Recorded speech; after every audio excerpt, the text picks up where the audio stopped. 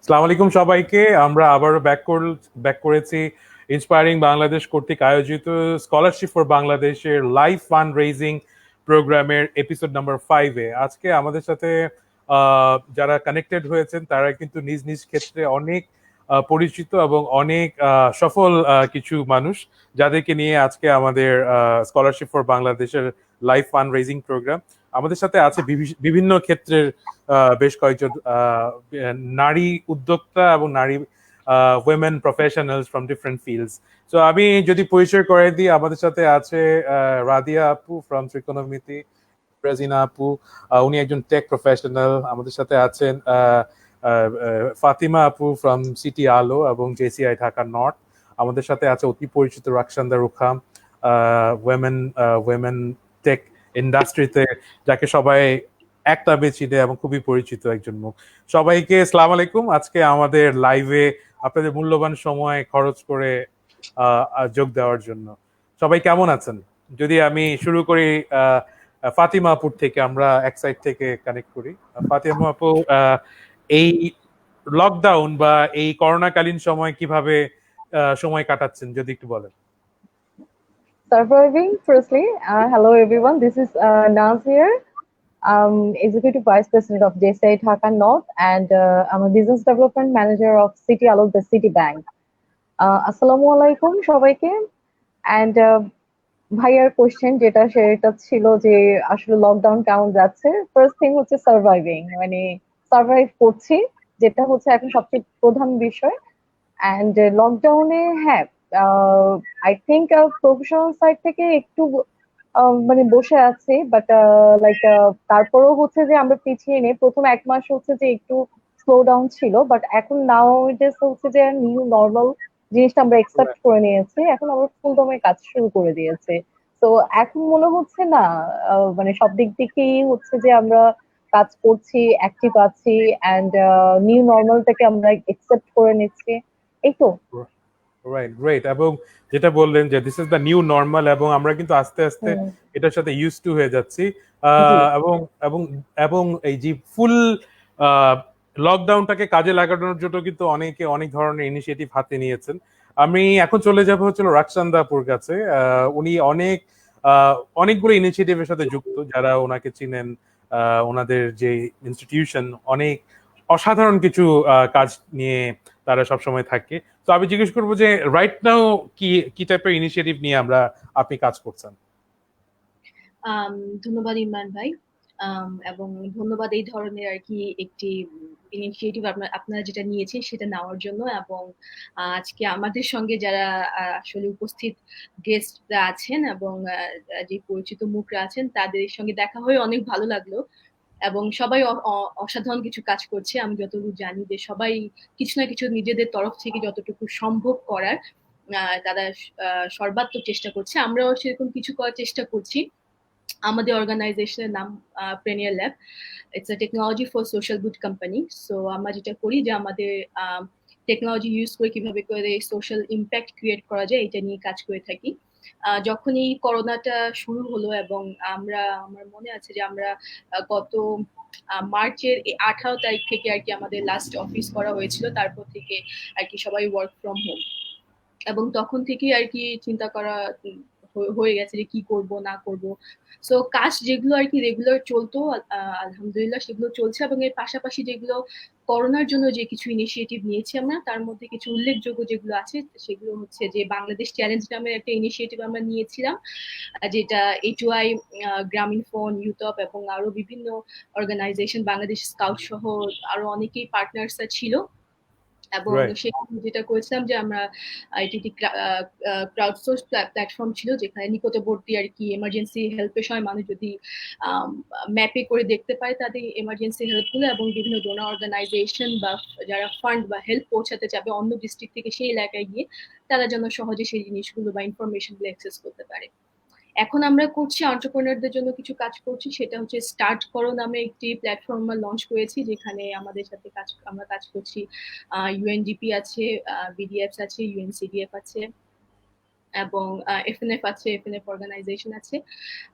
So এটা আমার entrepreneur যারা আছে তাদেরকে চেষ্টা করছি যে একটা প্ল্যাটফর্মের মাধ্যমে যারা ইনোভেটর আছে বা ডিজাইনার আছে তাদেরকে গাইড করা, এবং একটা কম্পিটিশনের মাধ্যমে তাদের একটা এমভিপি তৈরি করানো, এবং তাদেরকে সেখানে বিভিন্নভাবে বিভিন্ন অ্যাওয়ার্ড প্রোভাইড করা, ফিনান্সিয়ালি সাপোর্ট করা, এই কাজগুলো করছে, গ্রেট, এবং পাশাপাশি আরো চলছে আর কি বেশ কিছু। অসাধারণ। এবং আমরা এটা নিয়ে আরো ডিসকাস করব, যত একটু পরেই ডিসকাস করব। চলে যাব হচ্ছিল ইমরাজিনা ইসলামের কাছে। এই করোনাকালীন সময় কিভাবে আপনারা টাইম অতিবাহিত করছেন এবং কি ধরনের ইনিশিয়েটিভ আপনারা নিচ্ছেন ফর আওয়ার ইউথ যারা এখন বাসায় বসে আছেন তাদের জন্য?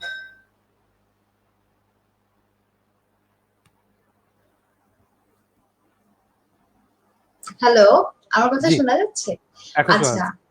ওকে। আমি এখন মানে সংসারে আমার মেয়ে আছে, ওর পাশাপাশি যেটা বাকি যে দুটো কাজ সেটা হচ্ছে একটা পেওনিয়ারের ব্র্যান্ড অ্যাম্বাসেডর হিসেবে আছি। সো পেওনিয়ারের কাজ নিয়ে অনেক ব্যস্ততার মধ্যে সময় কেটে যায়। পেওনিয়ার অনেক কিছুই করছে, যেমন বিভিন্ন রকমের লাইভ, যেমন আপনারা করছেন, পেওনিয়ারও এরকম করছে ক্যারিয়ার ডেভেলপমেন্ট নিয়ে, যে এখনকার যারা ইউথ আছে তারা কিভাবে নিজেদের ক্যারিয়ার ডেভেলপ করতে পারে, এই বিষয়গুলো নিয়ে বিভিন্ন রকমের আমরা আলোচনা করছি। এছাড়াও মানে পেওনিয়ারের বাইরে আমার আরেকটা পরিচয় আছে, সেটা হচ্ছে আমার ইমরাজিনা টেকনোলজিস নামে একটা এজেন্সি আছে। তো সেখানে আমরা mainly graphic design, video editing, back end office operations এই সার্ভিসগুলো দিয়ে থাকি। তো এখন সত্যি কথা বলতে করোনা পরিস্থিতিতে আমাদের ক্লায়েন্টের প্রেশার অনেক বেড়ে গিয়েছে, মানে ক্লায়েন্ট বেশি, কাজ বেশি, এটা অনেক অনেক হচ্ছে। সো আমি রিসেন্টলি নতুন রিক্রুটও করেছি আমার টিমে, বিকজ এই কাজের প্রেশার যাতে মানে নিতে পারি। তো এই কাজগুলো নিয়ে ব্যস্ত সময় কাটছে আলহামদুলিল্লাহ। যে আমাদের একটা মজার কথা বলি, সেটা হচ্ছে যে অনেককে অফিস ছেড়ে দিতে হচ্ছে এই সিচুয়েশনের কারণে, কারণ অফিসে এসে কাজ করা সম্ভব হচ্ছে না। বাট ইমরাজিনা টেকনোলজিস একদম বলতে গেলে প্রথম 3 বছর আমরা যাত্রা শুরু করেছি 2014 থেকে। তো 14, 15, 16 এই 3টা বছর আমরা অফিসে গিয়ে কাজ করেছি। তারপর থেকে আমরা সবাই হোম অফিস, এবং সবাই অ্যাকচুয়ালি বাসায় কাজ করেই অভ্যস্ত, অফিসে কাজ করতে আমরা কেউ অভ্যস্ত না। তো এই পরিবর্তনের কারণে আমাদের মধ্যে আসলে কোনো পরিবর্তন আসে নাই। আমরা ওই বাসা থেকে কাজ করতাম, এখনো বাসা থেকেই কাজ করছি, এবং দ্যাটস কাজের ইন্টারেস্টিং। প্রোডাক্টিভিটিটা আমাদের আলহামদুলিল্লাহ কমে নাই, এবং এই রাইট, সুযোগটাকে পুরোপুরি কাজে লাগাচ্ছি। হ্যাঁ, তো ইন্টারেস্টিং। এটাই আমি বলছি যে যারা ইউথ আছে তাদের কিন্তু এখন অ্যাকচুয়ালি টাইম স্কিল ডেভেলপ করে নিজেকে আরো প্রিপেয়ার করে ফেলা, কারণ সামনের দিনগুলো হয়তো আরো ডিফিকাল্ট হবে। বাট অপরচুনিটি কিন্তু সবসময় থাকবে, যত বিপদ তত অপরচুনিটি। Exactly, exactly. এবং আমি আপনার সাথে একমত যে লাইক আমাদেরকে এই ধরনের দুর্যোগ সময়গুলো কিন্তু আমাদেরকে নতুন নতুন অপরচুনিটিকে সামনে আরো নিয়ে আসে। এবং আমরা যেটা দেখেছি, আমরা একটি যুদ্ধজয়ী জাতি এবং আমরা কিন্তু এই ধরনের প্রতিকূলতা সবসময় অত্যন্ত সফলতার সাথে পার করে এসেছি, এবং আমাদের অতীত ইতিহাসও আমাদেরকে তাই বলে। চলে যাব হচ্ছিল রাদিয়া রায়ান চৌধুরীর কাছে। ওনাদের যে ইনিশিয়েটিভ ত্রিকোণমিতি নিয়ে কিছু বলার জন্য, যেহেতু স্কলারশিপ ফর বাংলাদেশের একটি সাপোর্টেড প্রোগ্রাম হচ্ছে ত্রিকোণমিতি, সো আপনি ত্রিকোণমিতি নিয়ে যদি কিছু বলেন। ধন্যবাদ ইমরান ভাইয়া। সবাইকে আসসালামু আলাইকুম। প্রথমেই ইমরান ভাইকে আরেকবার ধন্যবাদ জানাতে চাই যে এরকম এত সুন্দর একটি উদ্যোগ নেওয়ার জন্য, স্কলারশিপ ফর বাংলাদেশ। এটা আসলে খুবই ইন্সপায়ারিং একটা উদ্যোগ। আর এছাড়াও আমি হচ্ছে রাদিয়া রায়ান চৌধুরী, আমি এখন সফটওয়্যার ডেভেলপার হিসেবে এসি বিপিও সার্ভিস ইঞ্জিন বিপিওতে আছি। এছাড়াও আমি প্রজেক্ট ত্রিকোণমিতির একজন কোঅর্ডিনেটর হিসেবে কাজ করছি। আমি ছোটবেলা থেকে আসলে রিয়াদে বড় হয়েছি, রিয়াদেই আমার জন্ম। তারপরে বাংলাদেশে আসি হচ্ছে একদম ইন্টারের পরে। এসে আমি আহসানুল্লাহ ইউনিভার্সিটিতে থেকে সিএসসি গ্রাজুয়েট কমপ্লিট করে আমি এখন এসিবিপিওতে আছি। তো এই করোনাকালীন সময় আসলে আমাদের মানে মাথায় হঠাৎ করে আসে যে আমরা অ্যাকচুয়ালি অনেক কিছু নিয়ে, আমরা অনেক ধরনের ইনিশিয়েটিভ নিয়ে আমরা কাজ করে থাকি। তো মেয়েদের জন্য বিশেষ করে মানে মেয়েদের জন্য একটু ব্যতিক্রম ধর্মী একটি ইনিশিয়েটিভ নেওয়ার চেষ্টা করেছি, যেটা অ্যাকচুয়ালি মেয়েদেরকে হাইজিন রাখার জন্য এবং মেয়েদের সুস্বাস্থ্যের জন্য খুবই গুরুত্বপূর্ণ একটি উদ্যোগ, ত্রিকোণমিতি। আমরা এই ত্রিকোণমিতিতে আসলে প্রত্যেকটা মেয়েকে প্রত্যেকটা মেয়েদের জন্য, প্রত্যেকটা মেয়েদেরকে সাহায্য করার চেষ্টা করছি। সেটা স্বাবলম্বী হতে পারে অথবা যারা স্বাবলম্বী না তাদেরকেও আমরা সাহায্য করছি আমাদের এই উদ্যোগটার মাধ্যমে। এছাড়াও আমরা বাংলাদেশ চ্যালেঞ্জ নিয়ে যে রাকসান্দা আপু একটু আগে বললো যে বাংলাদেশ চ্যালেঞ্জে ইয়ুথ হাব কো-অর্গানাইজার হিসেবে ছিল, এবং এছাড়াও ইয়ুথ হাব বিভিন্ন স্কুল পর্যায়ে টেকনোলজি ইনোভেশন নিয়ে কাজ করে থাকে, স্পেশালি সেগুলো মেয়েদের জন্য, এবং ইয়ুথ হাব মালয়েশিয়া বেস্ট কিছু কাজ করে থাকে।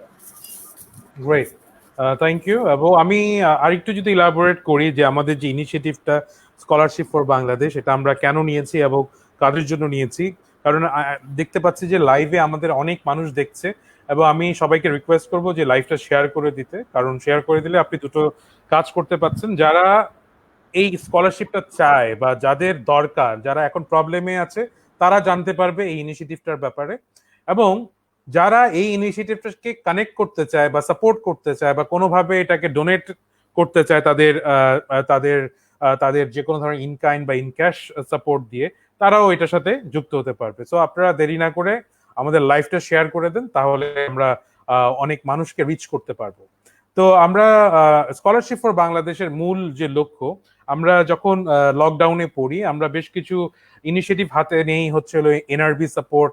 আমাদের যে কমিউনিটিটা আছে, যেখানে আমাদের দেশ এবং দেশের বাইরে যারা আছেন আমাদের ভাই ও বোনেরা, তাদেরকে নিয়ে আমরা একটি প্ল্যাটফর্ম ক্রিয়েট করি, NRB support. So NRB support থেকে আমরা বেশ কিছু ডোনেশন কালেক্ট করি। অল্প সময়ে আমরা প্রায় 650 পরিবারকে প্রায় 10 দিনের জন্য ঈদের উপহার আমরা দিয়ে আসি। তো যেটা ছিল আমাদের জন্য একটা খুবই ইন্সপায়ারিং উদ্যোগ, এবং আমরা দেখি যে যারা সত্যিকার অর্থে নিডি বা যারা মধ্যবিত্ত বা নিম্ন মধ্যবিত্ত, যারা কারো কাছে যেতে পারে না, তাদেরকে টার্গেট করে আমরা ইনিশিয়েটিভটা হাতে নিই কোরবানি রোজার ঈদের আগে। এবং তারপরে আমরা দেখতে পেলাম যে আমাদেরকে বেশ কয়েকটা স্টুডেন্ট আমাদের ইনবক্সে বেশ কিছু মেসেজ দিয়েছে যে ভাইয়া আমাদের এখন কোনো টিউশনই নেই, আমরা মেসে আছি, আমাদেরকে এখন কিভাবে সাপোর্ট করা যায়, আমরা কিন্তু আস্তে আস্তে ফ্রাস্ট্রেটেড হয়ে যাচ্ছি। যে জিনিসটা আমাদেরকে অনেকভাবে নাড়া দেয়, এবং আমরা তাদেরকে লক্ষ্য করে একটি সাপোর্ট নেই, যেটা নাম দিয়ে হচ্ছে আমরা অনির্বাণ, যেটা আমরা করোনাকালীন শিক্ষাবৃত্তি নাম দিয়েছি, যেটার সাথে আমরা আরো কয়েকটা প্রজেক্টকে সাপোর্ট করার উদ্দেশ্য নিয়ে এই প্রজেক্টটা শুরু করি, স্কলারশিপ ফর বাংলাদেশ। তো এটাই ছিল আমাদের মূল উদ্দেশ্য, যে যারা ফিউচারে বাংলাদেশ গঠন করবে তাদেরকে ইন্সপায়ার করার জন্য স্কলারশিপ ফর বাংলাদেশ। তো আমি আবার চলে যাব হলো আমাদের JCI ঢাকা নর্থ এর এক্সিকিউটিভ ভাইস প্রেসিডেন্টের কাছে, to know more about the initiative যেটা JCI ঢাকা নর্থ নিয়েছে, যদি আমরা আরেকটু ইলাবোরেটিভলি শুনতে পারি। থ্যাংক ইউ সো মাচ ভাইয়া। JCI ঢাকা নর্থ থেকে বেসিক্যালি আমরা যে কাজটা প্রথমে শুরু করি, আমরা কিন্তু প্রথমেই একদম লকডাউনের শুরু থেকেই, মার্চের 25 তারিখে লকডাউন স্টার্ট হয়। আমরা হচ্ছে যে আপনার মার্চের 19 তারিখ থেকে আমাদের কাজ শুরু হয়ে যায়। প্রথমেই আমরা যেটা করি, আমরা সেটা হচ্ছে যে আমরা একটা অ্যাওয়ারনেস একটা ক্রিয়েট করার জন্য আমরা কিছু স্টেপ নিই, যে কিভাবে হচ্ছে যে আপনার হাইজিন মেনটেন করতে হবে, কিভাবে হচ্ছে যে আপনার সোশ্যাল ডিস্টেন্সিং প্লাস হচ্ছে যে যেটা যেটা প্রাসঙ্গিক, সেটার জন্য আমরা অ্যাওয়ারনেস পোস্ট গুলো ক্রিয়েট করি। পাশাপাশি আমরা যেটা করি সেটা হচ্ছে মিশন সেভ বাংলাদেশের সাথে আমরা যুক্ত হই। আমাদের JCI ঢাকা নর্থের প্রেসিডেন্ট যিনি, তিনি হচ্ছেন মিশন সেভ বাংলাদেশের একজন কো ফাউন্ডার। তো বেসিক্যালি এটা হচ্ছে যে 3 জিনিয়াস কেমস টুগেদার আসলো। ওখানে ডেইলি স্টারের তাজিম ভাইয়া, সমকাল থেকে আসলে ইমান কাদের ভাইয়া, উনি আবার JCI ঢাকা নর্থের প্রেসিডেন্ট, প্লাস হচ্ছে সেবা XYZ এর আদান ভাইয়া, তিনজনই একসাথে যেটা শুরু করলো। যে ওনারা প্রথমে যেটা হচ্ছে যে প্রথমে ছোটভাবে একটু শুরু করতে চাচ্ছিল, যে কিছু মানুষকে হেল্প করা, যারা হচ্ছে যে তখন যদি তারা বের না হতে পারে, কেননা অনেকেই আছে যে ডেইলি বেসিসে তাদের ইনকামটা হয়, এখন তারা যদি বের না হতে পারে তখন তারা আসলে কিভাবে তারা চলবে। তো ওদেরকেই আসলে টার্গেট করে তখন আর কি মিশন সেভ বাংলাদেশের স্টার্টিংটা। বাট আলহামদুলিল্লাহ আমরা we got very good response, and till now আমরা হচ্ছে প্রায় 1.5 কোটি টাকার মতো আমরা হচ্ছে ডোনেশন আমরা কালেক্ট করতে পেরেছি। প্লাস পাশাপাশি হচ্ছে যে রিসেন্টলি আমরা এখন প্রায় 25,000 পিপলদেরকে হচ্ছে যে একটা উদ্যোগ নিচ্ছি, প্ল্যানিং আছে আমাদেরকে যেটা লোন দেওয়ার। প্লাস জেসিআই থেকে হচ্ছে যে আমরা যতগুলো চ্যাপ্টার আছে, আমরা 14টা চ্যাপ্টার আছে পুরো ওভারঅল বাংলাদেশে। তো সবগুলো চ্যাপ্টার থেকে মোটামুটি আমরা প্রায় অনেক টাকাই এখানে আমরা ডোনেশন করেছি। এখানে আমাদের প্রায় 1,000-এর উপর মেম্বার্স আছে। তো সবাই টুকটাক কিছু না কিছু ডোনেশন করেছে। এটার পাশাপাশি আমরা যেটা করেছি সেটা হচ্ছে আবার জেসিআই বাংলাদেশ থেকে আবার ঢাকা নর্থ কর্পোরেশনের সাথে আবার অ্যালাইনমেন্ট হয়েছে। সেখানে আমরা হচ্ছে যে জেসিআই বাংলাদেশের যত মেম্বার্স আছে তাদের থেকে হচ্ছে যে আমরা কালেক্ট করি, ডোনেশন কালেক্ট করি ঈদের সময়। তো ইটস কাইন্ড অফ আর কি লাইক মানে আমাদের ঈদের খুশিটা হচ্ছে শেয়ার করে দেওয়া আর কি। তো ওই শেয়ারনেস এর ক্ষেত্রে আমাদের যিনি এমপি ছিলেন সারা কামাল, উনি আসলে এই কনসেপ্টটা নিয়ে আসেন। তো ওভাবেই আসলে আমরা ওই শেয়ারিং জিনিসটাকে কনসেপ্ট মাথায় রেখে আমরা হচ্ছে সবার থেকে মানে কালেকশন করি আমি ডোনেশনটা, তারপর হচ্ছে আমরা নর্থ মানে কর্পোরেশনকে হ্যান্ড ওভার করি। ওনারা হচ্ছেন যে মানে বিভিন্ন মানুষকে হচ্ছে সেটা ডিস্ট্রিবিউট করে দেয় 10 দিনের, তারপর 20 দিনের। এটা হচ্ছে মানুষ বুঝে আর কি কাদের হচ্ছে যে প্রয়োজনটা বেশি, সেই হিসাবে হচ্ছে যে সেই ডোনেশন গুলো ট্রান্সফার করা হয় আর কি।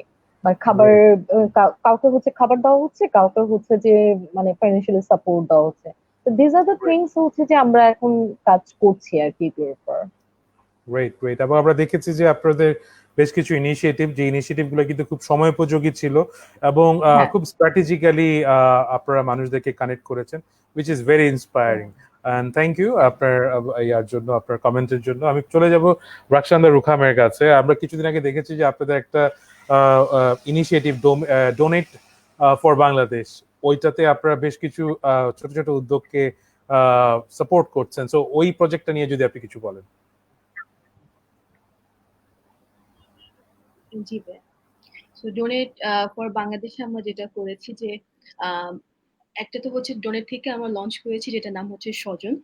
এবং আমরা এখানে যেটা করেছি যে আহ, আসলে যারা বাহিরে গিয়ে বা অর্থ সাহায্য নিতে পারে, কিন্তু কিছু মানুষ আছে যারা আসলে জিনিসটা করতে পারে না, হয়তো তারা মিডল ক্লাস এবং হচ্ছে একটু সমস্যায় আছে এবং যেতে পারছে না। তো আমাদের এই স্বজন ডোনেটে স্বজন প্ল্যাটফর্মটার মাধ্যমে যেটা হয় যে একজন আপনার ডোনেশন আস্ক করতে পারবে তার পরিচয় বা এই জিনিসটা গোপন রেখে, এবং এই জিনিসটা সেভাবেই আপনি অ্যাপ্লাই করতে পারবেন। সাপোজ হচ্ছে ফেসবুকে কেউ ধরেন আমি ফান্ড দিতে চাই কাউকে বা ডোনেশন দিতে চাই কাউকে, এবং আমি জিনিসটা আর কি শেয়ার করলাম যে আমি দিতে চাই।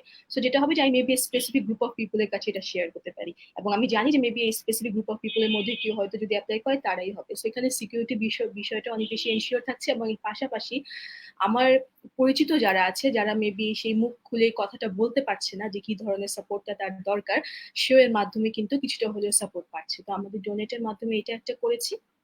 এবং এর পাশাপাশি আমাদের ডোনেট প্ল্যাটফর্মে কিন্তু যে কেউ হচ্ছে বিভিন্ন রকম ক্যাম্পেইন লঞ্চ করতে পারে।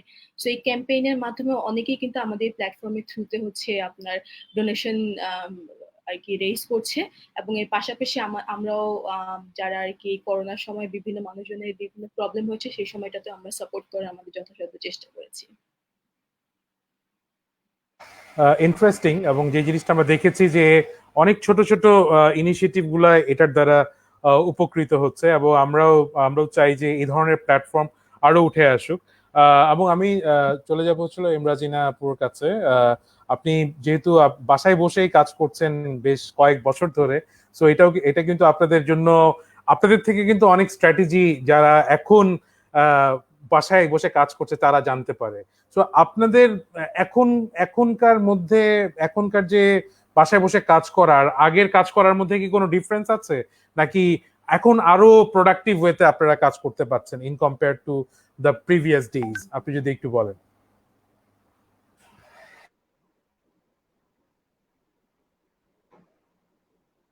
একদম যখন শুরু করেছিলাম তখন তো সবাই অফিসে এসে কাজ করতো। ওই দিনগুলোর সাথে যদি কম্পেয়ার করি তাহলে আমি বলবো আমার ক্ষেত্রে উল্টো হয়েছে, আমার ক্ষেত্রে প্রোডাক্টিভিটি বেড়েছে। বিকজ হচ্ছে যখন অফিসে আসার চিন্তা থাকতো তখন রাস্তায় ওই 2 ঘন্টা 4 ঘন্টা চলে যেত জ্যামে। তারপরে হচ্ছে হরতাল তো আমরা অনেকদিন দেখি না, তো ওটা বাদ দিলাম। বাট তাছাড়া যে ইস্যুস গুলো, এই যে জ্যাম, তারপরে হচ্ছে শরীরটা একটু ভালো লাগছে না, তারপরে হচ্ছে বাচ্চা আছে, বাচ্চাকে কোথায় রেখে আসবো। হ্যাঁ, তো এরকম বেশ কিছু ইস্যুস আছে যেগুলো বাসায় কাজ করতে গিয়ে আর হয় নাই। আমার ক্ষেত্রে যেটা হয়েছে যে বেড়াতে যান, যেখানে যান মন চায় যান, হলিডেতে মানে হলিডের জন্য হয়তো আপনার হাজবেন্ড ছুটি নিয়েছে, আপনি তার সাথে চলে যাচ্ছেন, বা আপনার ওয়াইফ ছুটিতে আছে, আপনি তার সাথে চলে যাচ্ছেন কক্সবাজারে, বাট সেখানে নিয়ে গিয়েও আপনি কিন্তু কাজটা টাইম মতো করে দিতে পারছেন। তো আমার এখানে এই ফ্লেক্সিবিলিটিটা আছে যে যেখানে ইচ্ছা যান, কোনো সমস্যা নাই, যা ইচ্ছা করেন কোনো সমস্যা নাই, আমার কাজটা করে দিলেই হলো। হ্যাঁ, তো ওই মাইন্ডসেটটা শুরু থেকে প্র্যাকটিস করার কারণেই আসলে প্রবলেমটা আর হয় না। কিন্তু যখনই আপনি মনে করবেন যে বাসায় বসে কাজ করছি, কেউ তো দেখছে না, একটু ফাঁকি দিলে কি হয়, একটু সিনেমা দেখলে কি হয়, বা একটু ফেসবুকিং করলে কি হয়, কাজটা তো পরেও করা যায়। হ্যাঁ, যখনই আপনি এরকম আনপ্রফেশনাল হয়ে যাবেন, তখন আসলে লং রানে আপনাকে আপনার কোম্পানি রাখবে না। এবং এটা আজকে নয়তো কালকে তারা বুঝবে যে আপনাকে দিয়ে আসলে প্রোডাক্টিভ কিছু হচ্ছে না বা তাদের লস হচ্ছে, তখন তারা আপনাকে রাখবে না, তখন তারা অন্য চিন্তা করবে। বাট যখন আপনি আপনার বেস্টটা দিবেন, হ্যাঁ, এবং তাদেরকে তাদের যেটা রিকোয়ারমেন্ট সেটা ফিল আপ করবেন, তখন দেখবেন কি যে এটার একটা আলাদা মজা আছে। কোম্পানিও আপনাকে কখনো প্রেসার করবে না, এবং আপনিও দেখা যাবে যেটা কোম্পানির কাছ থেকে আশা করছেন কোম্পানি আপনাকে সেটা দিচ্ছে। এই প্রফেশনালিজমটা আমাদের দেশে খুব অভাব, বাট এটা যদি সবার মধ্যে থাকে, ঘরে বসে কাজ করার কোনো ফ্যাক্টর না, সত্যি কথা বলতে এটা বরঞ্চ বেটার আমার কাছে মনে হয়। রাইট, এবং আমি এখন পর্যন্ত যা দেখেছি আমাদের পরিচিত যারা আছেন টেক ইন্ডাস্ট্রি বলেন বা নন টেক ইন্ডাস্ট্রিতে, তারা কিন্তু এখন ঘরে বসে কাজ করার প্রায়োরিটিটাই কিন্তু বেশি দিচ্ছে। এবং তারা দেখছে যে আমাদের যে অ্যাডেড যে প্রেশারটা ছিল, যে আমাদের ঢাকায় যারা থাকে তাদের সবচেয়ে বড় যে দুইটা জিনিস ফেস করতে হয়, সকালে ঘুমের থেকে উঠে অফিসে কিভাবে যাবার চেয়ে বড় কথা হচ্ছিল যে আমরা ফেরত কিভাবে আসবো। এই দুইটা চিন্তা করতে করতে কিন্তু আমাদের একটা বড় এনার্জি শেষ হয়ে যায়, আমি যেটা মনে করি পার্সোনালি। তো এই লকডাউন কিন্তু আমাদেরকে নতুন ভাবে রিএক্সপ্লোর করার একটা সুযোগ দিয়েছে, যেটার থ্রুতে আমরা বাসায় বসে কিভাবে ভালোভাবে আরো আরো আরো আরো স্ট্র্যাটেজিক্যালি আরো কিভাবে ইমপ্রুভড ওয়েতে কাজ করতে পারি, এটাও কিন্তু আমরা জানতে পেরেছি আমাদের আরেকটা এই মজার লকডাউন। কথা বলি, যারা ভাইয়া আবার ঘরে বসে কাজ করতে খুব বেশি অভ্যস্ত হয়ে যায়, এদেরকে টেনে হিচড়েও ঘর থেকে বাইর করা যায় না। তখন যেটা হয় যে খুবই অসামাজিক হয়ে যায়, যেমন কোনো প্রোগ্রাম অ্যাটেন্ড করতে চায় না, বা কোনো আত্মীয় স্বজনের বাসায় যেতে চায় না, সারাদিন খালি কাজই করে আর ঘুমায় আর কাজই করে, এরকম অবস্থা। তো তখন আবার আরেক সমস্যা তৈরি হয়। হ্যাঁ, তো আমি এটা আমরা ফেস করি, এটা যে বের হতে ইচ্ছা করে না। কয়দিন বাইরে তো ঝামেলা, বাসায় যে মানুষজন বিলিভ করা শুরু করবে যে সবকিছু হচ্ছে বাসা থেকে হচ্ছে, সো আমরা কেন অফিস ভাড়া দিব, এত তো লাখ লাখ টাকা বাসা থেকে তো সব কাজ হচ্ছে। কারণ আমরা যেটা দেখি, মানে আমি যদি আমার পার্সোনাল এক্সপেরিয়েন্স বলি, যে লাইক আমরা যারা বাইরে বেশিরভাগ সময় কাজে কাটাই, যারা নেটওয়ার্কিং করি বা বিভিন্ন ধরনের ইনিশিয়েটিভের সাথে যুক্ত থাকি, বাসায় বসা কিন্তু আমাদের জন্য একটা নতুন এক্সপেরিয়েন্স। কিভাবে আমরা কিন্তু এই সময়টা, আমি আমি আমার কথা যদি বলি, শুরুর দিকে it was very tough to make myself understand that I am staying at home for the time being. আগে আমার নিজেকে কনভিন্স করতে অনেক কষ্ট হয়েছে। তারপরে যখন দেখলাম যে না, I have to stay at home for the sake of my family and for the sake of others. কারণ আমরা যদি সচেতন না হই, সরকার যত ইনিশিয়েটিভ নেক না কেন, কোনো কাজে আসবে না। কারণ আমি একটা জিনিস যেটা দেখেছি, যে আমরা মার্চের 18 তারিখ থেকে ইটস ওভার, মানে আমরা বাসায় বসে আছি। 18 তারিখ বৃহস্পতিবার থেকে আমরা অফিস বন্ধ করে আসলাম। আমি এই উইকের ফার্স্ট সানডে গেলাম। বাট আমরা যে এই সময়টা জুড়ে বাসায় ছিলাম বা বাসার থেকে বাইরে হয়নি, এটা কিন্তু কোনো কাজে আসেনি আলটিমেটলি। কারণ আপনি আজকে দেখেন যে ডেথ রেট এবং আক্রান্তের সংখ্যা কিন্তু বাড়ছে। কারণ আমাদের সামগ্রিক অর্থে যে সচেতনতাটা দরকার ছিল, এটা আমাদের বাসায় থাকার কারণে কোনো লাভ হয়নি। বাট আলটিমেটলি যে ক্ষতিটা হওয়ার, এটা কিন্তু হয়ে গেছে। বাট স্টিল আমরা চাচ্ছি যে কিভাবে আরো টেকনিক্যালি এবং টেকনোলজিক্যালি এই প্রবলেমটাকে সলভ করা যায়। সো আমি চলে যাবো হচ্ছে রাদিয়াপুর কাছে। ত্রিকোণমিতির ব্যাপারে আমরা যেটা দেখলাম যে অনেক রেসপন্স, এবং আমাদেরকে পার্সোনালি অনেকে নক করেছে to help, to support, to be a part of this project. So আপনারা এখন পর্যন্ত কতজন মানুষকে রিচ করেছেন থ্রু ইয়োর প্ল্যাটফর্ম, এবং সামনে আরো কিভাবে রিচ করার চিন্তা ভাবনা করছেন?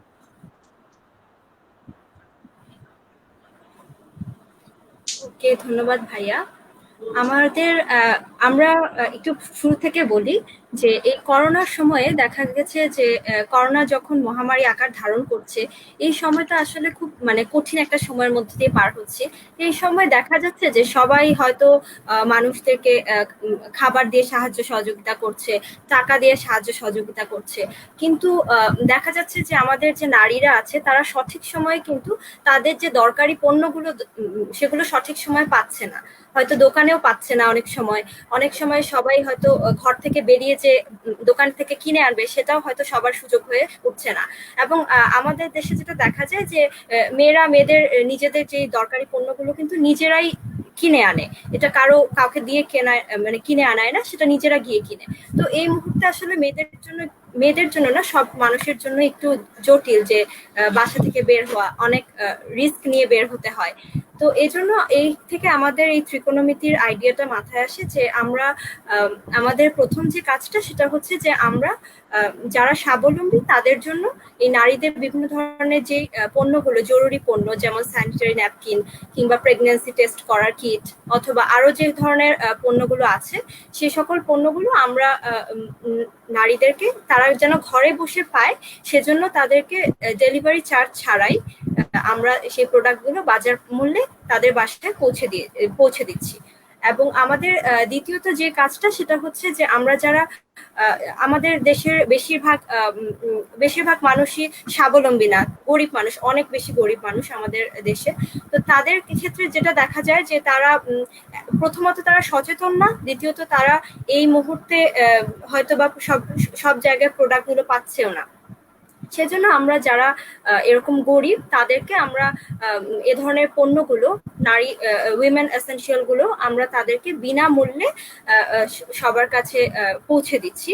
আমরা এখন পর্যন্ত আমরা ময়মনসিংহের ঈশ্বরগঞ্জ, তারপরে নরসিংদী, টাঙ্গাইল, এই ধরনের জায়গাগুলোতে বিভিন্ন মেয়েদেরকে জড়ো করে আমরা তাদেরকে স্যানিটারি ন্যাপকিন প্রোভাইড করেছি। এছাড়াও আমরা সামনে আমাদের আরো টার্গেট আছে যে আমরা যেন আরো প্রত্যন্ত অঞ্চলগুলোতে গিয়ে নারীদেরকে এই পণ্যগুলো বা আরো যে পণ্যগুলো আছে সব পণ্যগুলো তাদেরকে পৌঁছে দিতে পারি, তাদের কাছে দিতে পারি বিনামূল্যে, সেটা আমরা চেষ্টা করছি।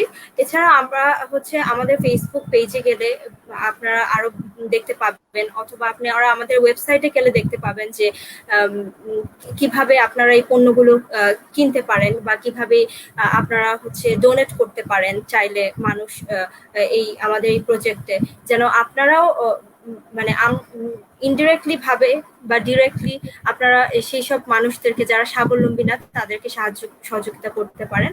এছাড়া তাদের মধ্যে সচেতনতা বিল্ড আপের চেষ্টা আমরা করছি, যে তাদেরকে প্রোডাক্টগুলো শুধু দেওয়া পর্যন্ত নয়, তাদেরকে এই জিনিসটা বোঝানো যে আসলে এই স্যানিটারি ন্যাপকিন কেন ব্যবহার করা উচিত, বা ব্যবহার না করলে কি ধরনের ক্ষতি হতে পারে, বা স্বাস্থ্যের কি ধরনের ঝুঁকি হতে পারে। এই জিনিসগুলো তাদের মাঝে এই জিনিস সম্পর্কে এই অ্যাওয়ারনেস বিল্ড আপ করাটাও আমাদের একটি উদ্দেশ্য, এবং তাদেরকে আমরা বোঝানোর চেষ্টা করছি প্রোডাক্টগুলো দেওয়ার সাথে সাথে যে অ্যাকচুয়ালি দেখা যাচ্ছে যে বাংলাদেশের বেশিরভাগ নারী জরায়ু ক্যান্সারে আক্রান্ত হয়, জরায়ু ক্যান্সারে মারাও যায়। তো সেই সব ক্ষেত্রে যেন নারীরা এই জিনিসগুলো সম্পর্কে সচেতন হয়, সেই সচেতনতাটা বৃদ্ধি করার চেষ্টা করছি। আর পাশাপাশি আমরা আরেকটা জিনিস নিয়ে কাজ করছি, সেটা হচ্ছে ভার্চুয়াল ডক্টরে আমরা আমাদের যেটা উদ্যোগ সেটা হলো যে আমরা এই প্ল্যাটফর্মে সব ডক্টরদেরকে একত্র করার চেষ্টা করছি। দেশে বা বিদেশের আমাদের বাইরেরও কিছু ডক্টর আছে আমাদের সাথে একসাথে কাজ করছে। সব ডক্টরকে আমরা এই প্ল্যাটফর্মে এনে আমরা মানুষদের সেবা দেওয়ার চেষ্টা করছে। বিশেষ করে করোনার সময় দেখা যাচ্ছে যে ডক্টরদেরকে রিচ করাটা খুব কঠিন হয়ে যায়, যে অনেকেই বলে যে আপু ডক্টর পাচ্ছি না, এরকম আমার এই প্রবলেম, আমি এখন কোনো ডক্টরকে খুঁজে পাচ্ছি না, বা ডক্টরদেরকে ফোনে পাচ্ছি না, হসপিটালে অ্যাডমিট নিচ্ছে না। তো এ ধরনের যে প্রবলেমগুলো, এগুলো থেকে আমাদেরকে মানুষদেরকে এই জিনিস মানে মানুষদেরকে আরেকটু সেবা দেওয়ার জন্য আমরা ডক্টরদেরকে একত্র করেছি। যে কোনো ডক্টর চাইলেও আমাদের সাথে এক হতে পারবে, যে কোনো ইন্টার্ন যারা করছে তারা চাইলেও আমাদের সাথে এই প্রজেক্টে অ্যাড হতে পারবে। এবং এটা অনলাইন সেবা ভিত্তিক একটি প্রজেক্ট, অনলাইনে সেবা দিতে পারবে, এটাই। Great. এবং we are so proud of ত্রিকোণমিতি প্রজেক্ট, যারা আসলে they are creating real impact towards our society, এবং আমরা এটাকে এন্ডোর্স করে আমরাও খুবই প্রাউড এই এই প্রজেক্টের সাথে থাকতে পেরে। এবং আমরা চলে যাব হচ্ছে হলো আবার রাকসান্দা আপুর কাছে। আমরা যেহেতু একটা মানে টেক ইন্ডাস্ট্রিতে যে কন্টিনিউয়াস ইনোভেশনের দিকে আমরা সবসময় লক্ষ্য রাখি, এবং এই করোনাকালীন সময়ে কিন্তু আমাদের নতুন নতুন ইনোভেশন অনেকগুলো আসছে বা সামনে আসবে। তো আপনি কি মনে করেন সামনের দিকে বা করোনাকালীন বা করোনা পরবর্তী সময়ে কোন ধরনের ইনোভেশন গুলা জায়গা করে নিবে মার্কেটে? আপনার কাছে কি মনে হয়? ধন্যবাদ ইমরান ভাই। একটা ইন্টারেস্টিং জিনিস যে আসলে টেক ইন্ডাস্ট্রি বা ডিজিটাল ফিল্ডে থাকা একটা অ্যাডভান্টেজ হচ্ছে যে আসলে অনেক ইন্ডাস্ট্রি বা অনেক ফিল্ড কিন্তু বিভিন্নভাবে ক্ষতিগ্রস্ত হলেও টেক ইন্ডাস্ট্রিটা কিন্তু কিছু হলেও স্ট্যাবল রয়েছে, কারণ অনেক কাজ অনলাইনে করতে পারছে। এবং হচ্ছে যে এটারই একটা বেনিফিট বলতে পারেন যে এখন পর্যন্ত অনেক কোম্পানি এখনো ঝরে যায়নি, সাস্টেইন করছে, এবং আই হোপ তারা যাতে সাস্টেইন করতে পারে। ইনোভেশনের কথা যদি বলি আমি, তাহলে সামনের কিছু জায়গা যেটা আমরা গুরুত্ব দিতাম না আগে, যে মেডিকেলের সেক্টরটাই, কিন্তু মেডিকেল সেক্টরটা আমরা এক সময় কিন্তু একটু হলেও গুরুত্বটা কমে গিয়েছিল, অনেক কিছুর মধ্যে মনে হয়েছিল যে মেডিকেল সেক্টরটা অনেকটা ডাউন হয়ে গেছে, এরকম আমার কাছে মনে হতো। কিন্তু ডিফারেন্ট ইনোভেশন মেডিকেল সেক্টরে অনেক বেশি আসতে পারে। আর্টিফিশিয়াল ইন্টেলিজেন্স নিয়ে অনেক কাজ হবে। আর হচ্ছে যে সবচেয়ে ইন্টারেস্টিং জিনিস কি, যে ইনোভেশনের জায়গাগুলোতে এখন বিগ ডেটা নিয়ে অনেক কাজ হচ্ছে। যেমন হচ্ছে যে অনেক অনেক দেশ যে কাজগুলো করেছে বা অনেক কোম্পানি যে কাজগুলো করেছে, তারা যেটা করছে যে আপনার করোনা ভাইরাসের যে বিভিন্ন তথ্য নিয়ে, হ্যাঁ, সেই ডেটাগুলো নিয়ে তারা হচ্ছে কিছু আর কি মেশিন লার্নিং মডেল তৈরি করে ফেলেছে, যেটার মাধ্যমে আসলে অনেক কিছু বোঝা যায় যে আচ্ছা ঠিক আছে, তার এই জিনিসগুলো আছে, অনেক কিছু ডিটেক্ট করতে পারছে। যেটা করোনা ভাইরাসের ক্ষেত্রে যদিও আর কি পরীক্ষিত বলবো না, যদিও আর কি লিখিত বা সার্টিফাইড জিনিস না, কিন্তু এই ডেটা দিয়ে, এই যে ডেটা সংগ্রহ দিয়ে অনেক কাজ হচ্ছে। সো ডেটাটা অনেক বড় কাজ হবে, এবং এই জায়গায় আপনার এই অত্যাধুনিক টেকনোলজি ইউজ করে অনেক বেশি আর কি সাকসেসফুল কিছু মেবি স্টার্ট আপ বা সাকসেসফুল প্রোডাক্ট চলে আসতে পারে। আমি আরেকটা জিনিস যেটা মনে করি যে যেটা আমি আর কি হার্ডওয়্যারের দিক দিয়ে কিছু ইনোভেশন আসতে পারে, যেমন হচ্ছে যে চায়না বা হংকং এবং আরো কিছু দেশ যেটা করেছে যে তাদের রেস্টুরেন্ট গুলোতে কিন্তু এই বিভিন্ন ডিভাইস বা রোবট রেখেছে, যারা হচ্ছে আপনার কি বলে বিভিন্ন মানুষের কাছে গিয়ে তারা হচ্ছে খাবারগুলো পৌঁছে দিচ্ছে। সো এই সার্ভিস রোবট। হ্যাঁ সার্ভিস রোবট। তো এই হার্ডওয়্যার ইন্ডাস্ট্রিটাও কিন্তু একটু ইম্প্যাক্ট ক্রিয়েট হতে পারে ভালো। তো অনেক অপরচুনিটি আছে, অনেক ধরনের ইনোভেশন অলরেডি কিন্তু চলে এসেছে। আমরা যদি একটু খেয়াল করি, আসলে কিন্তু এই বড় বড় জায়ান্ট অর্গানাইজেশন গুলো কিন্তু অলরেডি অনেক কিছু সামনে নিয়ে চলে এসেছে, অনেক অত্যাধুনিক টেকনোলজি ইউজ করে, এবং সব দিকে ইনোভেশন অনেক বেশি হচ্ছে। কিছু যেগুলো আমার কাছে এখন মনে হলো আমি বললাম এই জিনিসগুলো হতে পারে। এবং আমি বিশ্বাস করি যে বাংলাদেশ থেকেও অনেক বেশি কিছু হয়, বাংলাদেশেও এআই নিয়ে অনেক কাজ হচ্ছে। আই থিঙ্ক বেশ ভালো একটা কিছু আসবে। এবং আমি একটা জিনিস এটার সাথে যোগ করতে চাই, আমাদের আইসিটি ডিভিশন, গণপ্রজাতন্ত্রী বাংলাদেশ সরকারের যে তথ্য প্রযুক্তি বিভাগ, আমাদের তরুণ উদ্যোক্তা এবং তরুণ ইনোভেটরদেরকে উৎসাহ দেওয়ার জন্য কিন্তু বেশ কিছু উদ্যোগ হাতে নিয়েছে, যেটা কিন্তু অনেক ইম্পর্টেন্ট।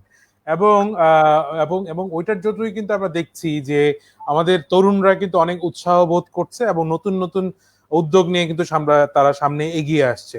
এই জিনিসটা আমাদের ICT division definitely credit goes to them, যে তারা আমাদের মাননীয় প্রধানমন্ত্রীর যে ডিজিটাল বাংলাদেশ বিনির্মাণের যে স্বপ্ন, ওটাকে লক্ষ্য রেখে সামনে এগিয়ে যাচ্ছে।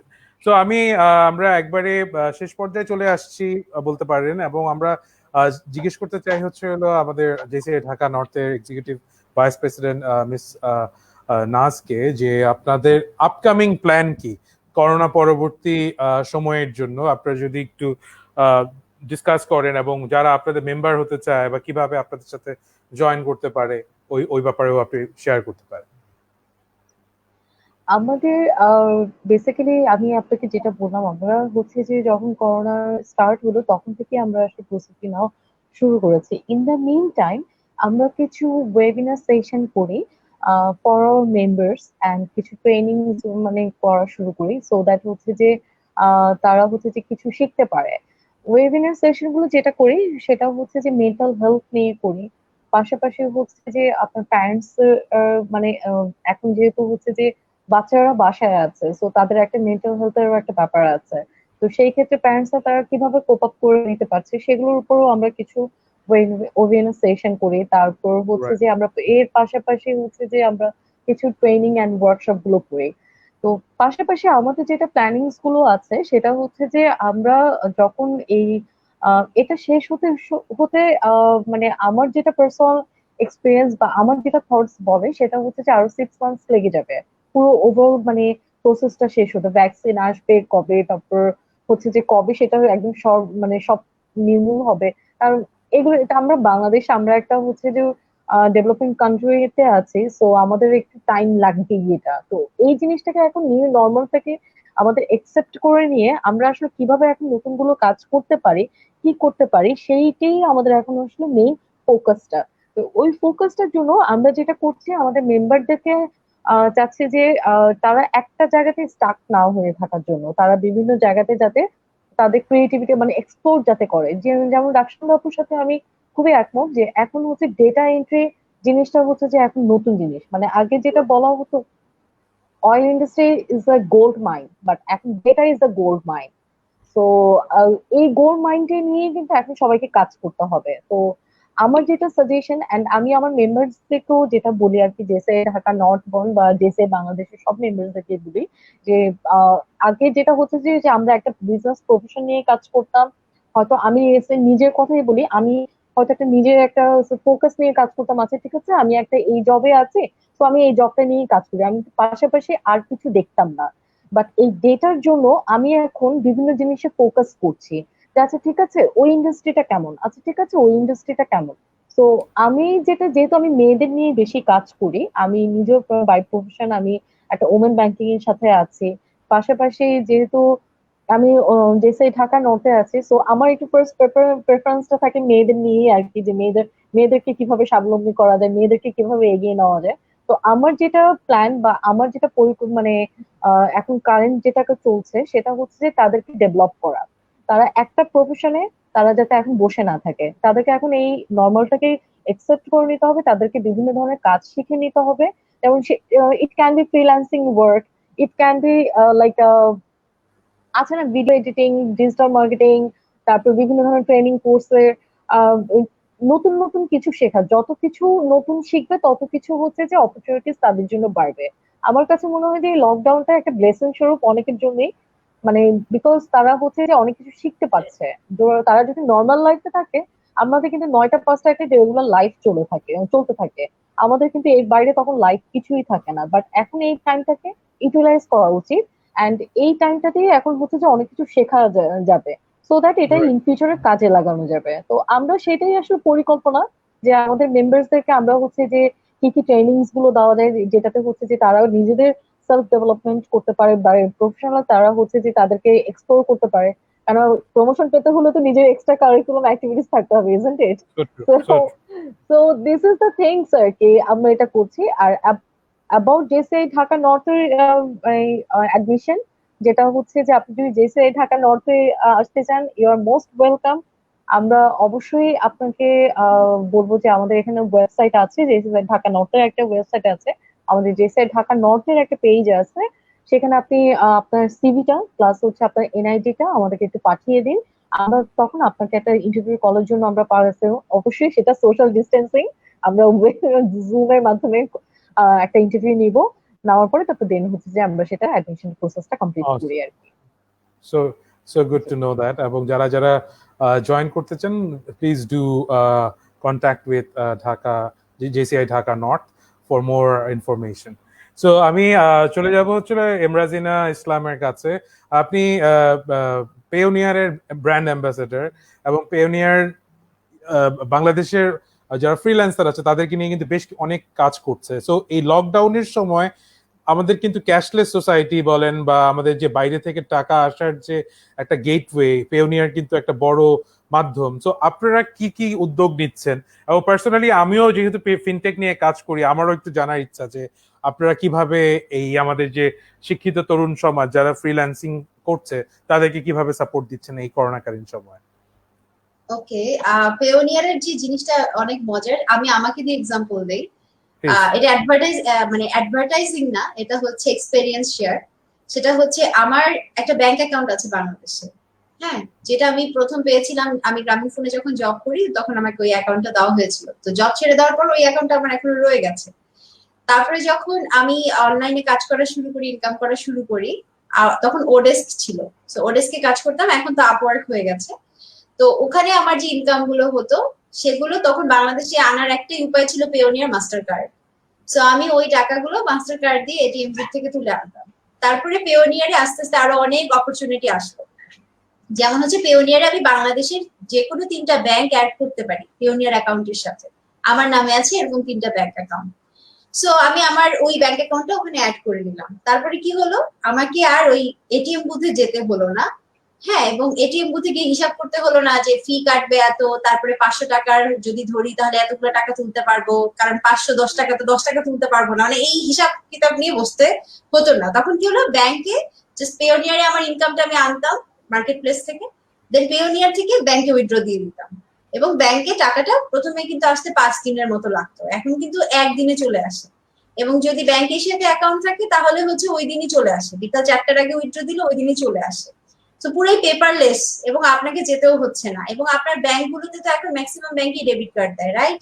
সো ডেবিট কার্ড যদি থাকে তাহলে ডেবিট কার্ড দিয়ে কিন্তু আপনি অনলাইনে পেও করতে পারছেন।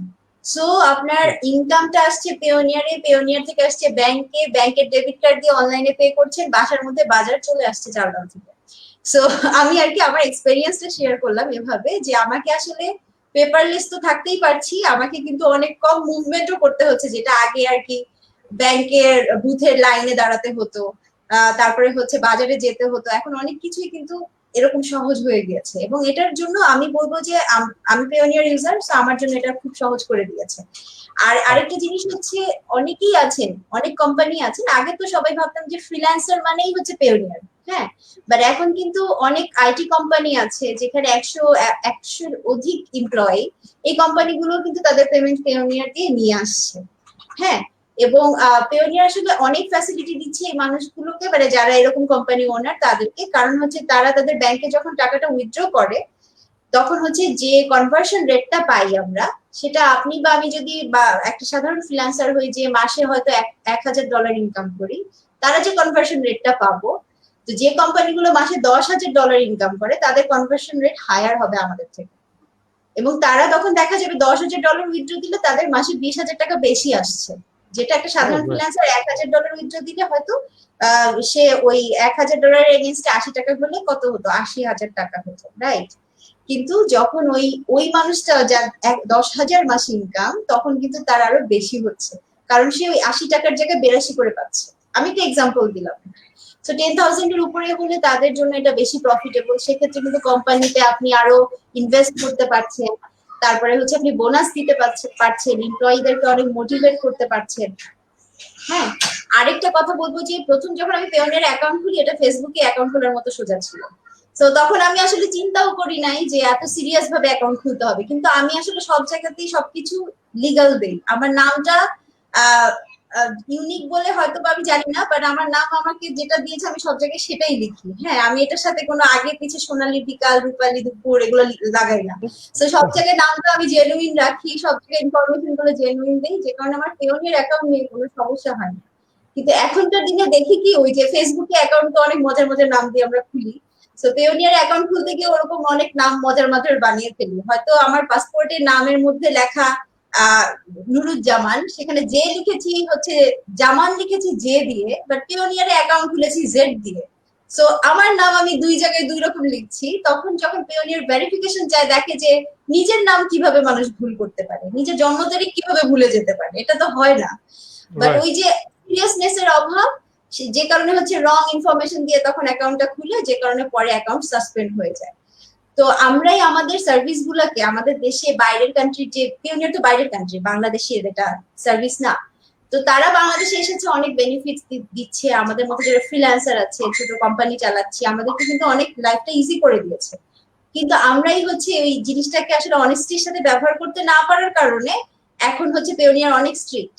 এখন কোনো রং ইনফরমেশন দিলে, মানি লন্ডারিং এর চেষ্টা করতে গেলে, ডলার বাইসেল করার চেষ্টা করতে গেলে তখন অ্যাকাউন্ট গুলো গণহারে সাসপেন্ড হয়ে যায়। তো তখন বলে যে পেওনিয়ার আমার অ্যাকাউন্ট সাসপেন্ড করে দিয়েছে, বাট হচ্ছে রিজনটাই এটাই। আর এই কথাগুলো বলার মানেটা হচ্ছে এই যে ইয়াং জেনারেশনরা তারা হচ্ছে শুরুতে সিরিয়াস থাকে না, স্বাভাবিক বয়সের দোষ। সো যে কারণে হচ্ছে তারা যখন অ্যাকাউন্ট খুলে ওরকম সিরিয়াসনেস নিয়ে করে না। একটা অফিসে আপনি জব করতে গেলে যখন আপনার সব ডকুমেন্টস দিতে হয় তখন মনে হয় আরে বাবা আমি অফিসে জব করি, আমি তো অনেক বড় হয়ে গিয়েছি, সবকিছু খুব সিরিয়াসলি করতে হবে। কিন্তু যখন বাসায় বসে কাজ করি, একটু ইনকাম করা শুরু করি, তখন মনে হয় যে আরে আমি তো অনেক ইনকাম করি, আমি এখন একটা দামি মোবাইল কিনে ফেলবো। হ্যাঁ, বা তখন আমাদের টেন্ডেন্সিটা এরকম থাকে না যে আমি ভালো কিছু করছি, আমাকে দিয়ে একসময় বিজনেস হবে, এখন একা কাজ করছি, একসময় 4 জন নিয়ে করব, 40 জন নিয়ে করব, ওই মাইন্ডসেটটা থাকে না। সিরিয়াসনেস এর অভাব থাকে, যে কারণে অনেক ইনফরমেশন যা ইচ্ছা তাই দিই, কিন্তু এটা লং রানে আমাদের জন্য কিন্তু ক্ষতিকর। সো মানে এটাই যে আমি বলবো যে পেওনিয়ার বাংলাদেশে আমি ব্যবহার করছি 2011 জানুয়ারি থেকে। আমার লাইফটা অনেক ইজি করেছে, পেপারলেস করেছে, এবং এখনকার যে জেনারেশন তাদের জন্য লাইফ আসলে অনেক ইজি করা পসিবল। জাস্ট হচ্ছে ওই সব জায়গায় ঘুরে ফিরে আমি এক কথাটাই বলি যে একটু প্রফেশনাল হন, একটু অনেস্ট হন, সব সার্ভিস গুলো কিন্তু আপনাদের জন্য চমৎকার হবে এবং লাইফ আরো ইজিয়ার হবে। Right, right, right, thank you. এবং যে জিনিসটা আমরা জানলাম যে এখনকার সময়টা যে ক্যাশলেস সোসাইটির যে সময় যাচ্ছে বাংলাদেশে, এই ধরনের ইনিশিয়েটিভ গুলো কিন্তু আরো অনেক বিকশিত হবে বলে আমি মনে করি। এবং আমাদের তরুণ সমাজ যে ক্যাশলেস সোসাইটি বা আমরা যে মোবাইল মানির ব্যবহারগুলো আরো বাড়বে, এবং এটার জন্য যে জিনিসটা দরকার যে আমাদের প্রপারলি ইউজ করা, প্রপারলি ইউটিলাইজ করার মতন একটা মানসিকতা সবচেয়ে বেশি ইম্পর্টেন্ট। এক সময় এমন হবে বাড়ি গাড়ি সবই কিনা হচ্ছে আপনার ওই অনলাইনে। ইভেন আমাদের বাসায় কিন্তু আমরা টিভি, ফ্রিজ, এসি এগুলো সবই অনলাইনে কিনেছি। সত্যি কথা, অনেকে বিশ্বাস করবেন না, ইভেন আমার শাশুড়ি প্রচুর অনলাইনে কেনাকাটা করে, আমার থেকে তিনি বেশি কেনাকাটা করে। পেপারলেস কিন্তু লাইফ হয়ে গিয়েছে অনেকখানি। এক্স্যাক্টলি, এবং আরো বাড়বে। এবং আমরা এটা যেটা দেখেছি কিছুদিন আগে, আমাদের 50 লক্ষ পরিবারকে তাদের আমরা কিন্তু আমাদের যে এমএফএস সার্ভিস গুলো আছে, বিকাশ, নগদ এবং শিওর ক্যাশ এবং অন্যান্য রকেট, এদের এই চ্যানেলের থ্রুতেই কিন্তু আমরা 50 লক্ষ পরিবারকে প্রায় 2000 কোটি টাকার মতন দেওয়া হয়েছে, উইচ ইজ ভেরি ইন্টারেস্টিং। যেটার জন্য কখনো কারো লাইনও ধরতে হবে না, তাদের মোবাইলেই চলে যাবে হচ্ছে হলো টাকাটা আর কি। তো আমরা একবার শেষ পর্যায়ে চলে এসেছি, শেষ করব হচ্ছে উইথ সাম পজিটিভ নোট, যেটা আমরা শেষ করব ফাতেমা আক্তার নাজকে দিয়ে, যে করোনা পরবর্তী বাংলাদেশকে আপনি কিভাবে দেখতে চান, বা করোনা পরবর্তী বাংলাদেশ কিরকম হবে আপনার দৃষ্টিকোণ থেকে, আপনি যদি একটু বলেন। আমার দৃষ্টিকোণ থেকে করোনা পরবর্তী বাংলাদেশে যেটা হবে যে মানে একদিক থেকে হ্যাঁ আমরা কিছু ফিনান্সিয়াল লসে আমরা থাকবো আর কি, বাট কিছু পেতে হলে কিছু হারাতে হয়। আর আরেক দিক থেকে যেটা হবে সেটা হচ্ছে যে আমার কাছে যেটা মনে হয় সেটা হচ্ছে নতুন অনেক কিছু অপরচুনিটিস ওপেন হয়ে যাবে। যেমন একটা মানে যদি ডোর ক্লোজ হয়ে যায় আরেকটা ডোর কিন্তু অলওয়েজ ওপেন থাকে, so there is always alternatives way অনেক আসবে। অ্যান্ড আসলে আমাদেরকে ওটা আসলে একটু স্মার্টলি চিন্তা করতে হবে যে কিভাবে আমরা ওটাকে অ্যাডাপ্ট করে নিব, কিভাবে আমরা ওটাকে আসলে ওভারকাম করে নিতে পারবো। যেমন হচ্ছে যে এমএসডিনা আপু যেটা বললেন আর কি, এখন হচ্ছে যে উনি ওনার শাশুড়ি পর্যন্ত মানে উনি এখন এই বয়সে উনি এখন অনলাইন শপিং করছেন, যেটা হচ্ছে যে আগে সেটা হ্যাঁ আগে সেটা চিন্তা ভাবনা করেন। আমার বাবাও এখন অনলাইনে কেনাকাটা করছে। আমি নিজে গতকাল দেখি যে পার্সেল আসছে, আগে বাসা পার্সেল আসতো আমার নামে, এখন আসছে আমার বাবার নামে। সো it is changing, মানে like I don't know, people are changing, people are accepting the things, new things, and যেটা হবে সেটা হচ্ছে ভালোই হবে, বি পজিটিভ। আমরা সবাই যদি নেগেটিভিটি নিয়ে বসে থাকি তাহলে তো আসলে মানে ওয়ার্ল্ড চলবে না। তো পজিটিভিটি আমাদের আগাতে হবে, এন্ড অপরচুনিটিস গুলো একটু স্মার্ট ওয়েতে এটাকে নিজের আয়ত্ত এনে কাজ করতে হবে আর কি। এন্ড আমরা হচ্ছে প্রথম থেকে ফাইটার জাতি, তো আমাদের হচ্ছে যে সেই ধরনের একটা মনোভাব অলওয়েজ থাকে। চ্যালেঞ্জেস আমরা নিতে পারি এন্ড ওটা ওভারকামও করতে পারি। তো আশা করি হোপফুলি আমরা সেটা করতে পারবো ইনশাল্লাহ। অ্যাবসলিউটলি, এবং ওইটাই আমাদের কামনা থাকবে যে আমরা যেই চ্যালেঞ্জেস গুলো সামনে আসবে ওগুলো আমরা খুব ইজিলি এবং খুব স্ট্র্যাটেজিক্যালি ওভারকাম করব with all our exactly. Exactly. তো আমরা ওইটাই আশা করছি। তো আমরা চলে যাবো আবার আকসান্দা রুখামের কাছে, about your expectation from the post Covid world or post Covid Bangladesh. কিরকম আমরা করোনা পরবর্তী বাংলাদেশকে দেখতে পারি ইন ইউর আইস?